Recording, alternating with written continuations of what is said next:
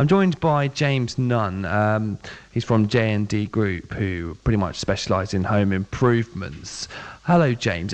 Let's talk about the way are sometimes portrayed by the media and this image of cowboy builders. How do you feel about that?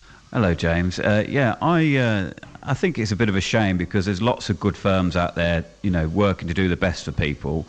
And whilst, it is good to sort of highlight the people that are not doing a good job, and they should be sort of named and shamed. But it's unfortunate that it does seem to tar everybody with the same brush, and it's something that I struggled to come to terms with for many years. Being associated with those sort of people, so I've worked very hard to distance myself from those ne'er-do-wells, shall we say, as possible through the introductions of the systems that we have here at JND, the uniforms, the vehicles, the call centre, all the different things that go up to, to make us a professional business, to distance ourselves from the cowboy builders. It seems like quality and trust are two things you're very keen to emphasise, and two very important things to you. So let's have a quick look around and explain to me exactly what is done to ensure there is a quality here and to ensure that people can trust what you're doing is the right way of doing it. Well, trust has to be earned at the end of the day, and this particular lady has been a customer of mine for 8 years. Since we've been working with her, she's never gone anywhere else. Because she trusts, she knows that we do what we say we're going to do. We turn it when we say we're going to do, when we say we're going to, and we do what we say we're going to do.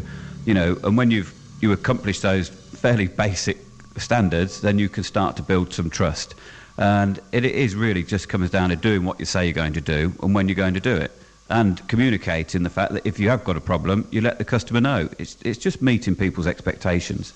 I was out and about speaking to people earlier. I actually spoke to a builder who said, programs like Cowboy Builder, just to name one example, they're good because they do highlight that there are problems out there. There are rip-off merchants out and about. I also spoke to a man who said that he'd been ripped off by a builder. So I guess this reputation, there's no smoke without fire. What do you think this industry needs to do to really repair that reputation?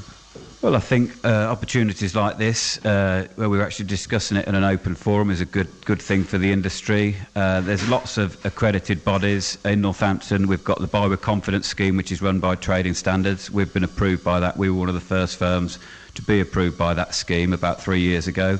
There's lots of other accredited trade bodies, and you generally find that the companies that do a good job and want to be recognised as such will be part of those accredited bodies, whether it be Buy with Confidence, Guild of Master Craftsmen, Trust a Trader, the Institute of Kitchen and Bedroom and Bathroom Installers, Worcester Bosch, all those different people, to go down the lengths that you need to go to get accredited by a recognised independent body.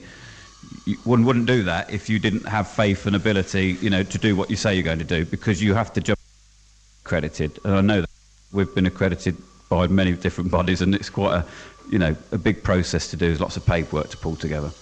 Okay, well, you guys are doing a lot of the painting and decorating and restoring of the wall work in here. In the back are some guys repairing the wall work. If you look through the window, you can see them working away on the walls. And they very much kind of fill that stereotypical builder's image. They've got their shirts off, they're kind of covered in dust and things like that. And do you think that image of builders is part of the reason people are intimidated by them? Yeah, I would like to point out they're not part of my company. That's on another contract, just in case you're the two confused. It is, actually. I think that a phrase that I'm quite popular with, Jim Rohn phrase, was casualness leads to casualties. And all too often, the general run-of-the-mill builder doesn't think about what his appearance, what message that sends out to his customer, to the wider public. It can be intimidating seeing these, sometimes big guys covered in tattoos, shirts off, backside hanging out. It's not a pretty sight. And if most of our customers tend to be ladies or slightly older people, and when we invite somebody into your home, or when we invite people into our home to do work, we want to feel comfortable. But all too often, the typical builder doesn't give enough thought to how they are perceived by their target customer or their customer, and they make no effort to actually, recognise the fact that they are a guest in somebody's home. It's bad enough, well, not bad enough, you can't sort of refurbish a house without making a mess. You know, you've got to take things out and break things and so forth. But so there's that change in a person's house. You know, it's challenging. You're bringing somebody into your home. We take the view here at JND that it's the least we can do is try and look smart, be friendly, be nice, and just make that transition as smooth as possible. And unfortunately, all too many builders don't think like that. It's not like you're going to be expecting painters and decorators to wear a suit to work, because what would be the point? It'd get ruined. But I guess the point you're making there, which I think is a valid point, is that image is important. And if you're inviting somebody into your home and essentially inviting them into your life, you've got to be able to look at them and say, I trust that person. Now, we've been talking about some of the work that you've been doing, and again, I'll point out the fact that the builders in the back aren't a part of your company.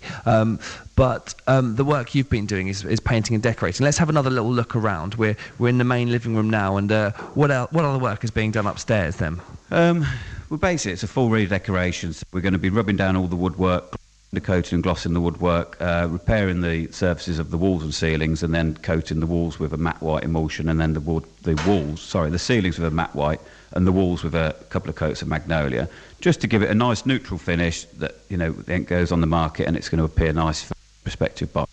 Now, I'm no DIY expert, but I understood most of that. How much would this job cost you? Because I think a lot of the problems people have with alleged cowboy builders is they'll get quoted one price one day, then get quoted another price another day. They'll come in and they'll say, well, actually this needs doing, and the cost just keeps escalating. Do you come in and do you say, right, it's going to cost this much, and that's that? Very much. You've sort of hit the nail on the head there, James. That's something that I identified very early on. We've operated a fixed price system since then. It states it in the quotes, and the only thing that we do say is that there's it's a small caveat that says, obviously we don't have, doesn't say this, but we don't have X-ray eyes. Sometimes we do encompass problems. We had it where we helped a lady who'd got dementia in Moulton. We were upgrading the wet room floor, took the wet room form out, and unfortunately the joists were rotten. Well, clearly you can't legislate for that when you're quoting. So things like that, then we go to the customer, we document it with photographs, and we say, look, this is what we found, this is going to be an extra. The 10 we give as a fixed price, and that is the price. And might wish I did it a bit differently, because it does, any overruns, we take responsibility for that. But you're right, all too often they'll come in, there'll be the old sucking of the teeth, and oh, missus, and it's just nonsense. We are experts at what we do. A lot of the builders that are around there know full well what's involved with the job, and if you think it through properly, you should be able to, give hand on heart a fixed price. The only time when it's going to change is if the specification changes, which is obviously led by the customer.